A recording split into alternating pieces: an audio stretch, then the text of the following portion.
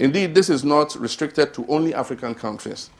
Even advanced countries like the USA appear to be vulnerable, as the Mueller report is revealing.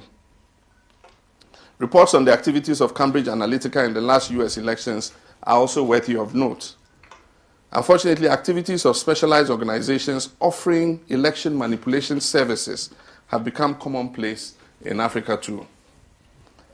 As new media overtakes the traditional mainstream media as the main source of choice for information that influences voter decisions, the role of such organizations is going to become even more crucial. It has become an occupational hazard for persons in public office to have their reputations sullied by anonymous online portals and troll factories. The pervasiveness and persistence of these fake news trolls makes them difficult to effectively respond to. Their anonymity also takes away any possibility of legal recourse. Africa is a diverse continent with many ethnicities, confined into common political boundaries. The role of the underlying law of the land and political leadership must be to include rather than to exclude. Ethnic bigotry is therefore a threat to African democracy. Democracy must seek to include and not exclude. Any overt or covert activity, speech or action that seeks to exclude any part of a national population from fair participation in governance is subversive of democracy. And that is why comments by a senior public official in my country that national leadership should be the preserve for only those from resource-rich regions of Ghana must be condemned by all well-meaning Ghanaians. Insurgency in the Sahel and Savannah are also a growing threat to African democracies, especially in West Africa. Terrorist groups that are determined to disrupt democratic society are increasing activity in the Sahel and Savannah regions of Africa. Democracy cannot thrive in insecurity. Urgent collective action is needed to quell this threat.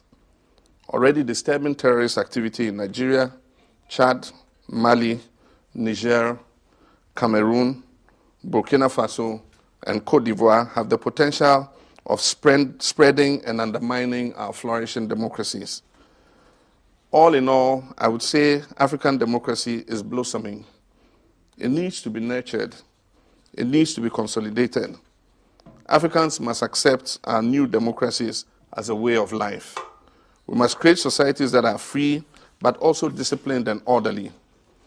Our democracies must seek to create a decent life for our people in a clean environment that works to preserve our planet. In this endeavor, we must all be committed to play our parts. It is only in this way that we can unleash the full potential of our people to create a better society for generations to follow. I thank you very much for your kind attention.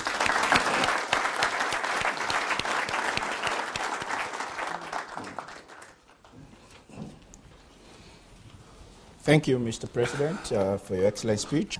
You identified some fundamental problems that African democracies face, and at the same time you concluded by saying that democracy is blossoming in Africa. Are you therefore dismissing those who are arguing that the question of democracy is not settled in Africa yet?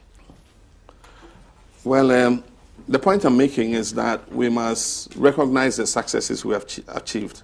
It is only when you recognize your successes that you can build on it. We have the question of the glass is half full or is half empty. If you see it as half full, then it's easier to fill the glass. If you see it as half empty, then it's more difficult to fill the glass. And so I think that despite the fact that we face major challenges, which I outlined in terms of our electoral systems, in terms of inequality in distribution of the fruits of growth, in terms of poor decentralization, I mentioned all those things, we still must count our blessings and the successes we have so that it makes it easier for us to build on it.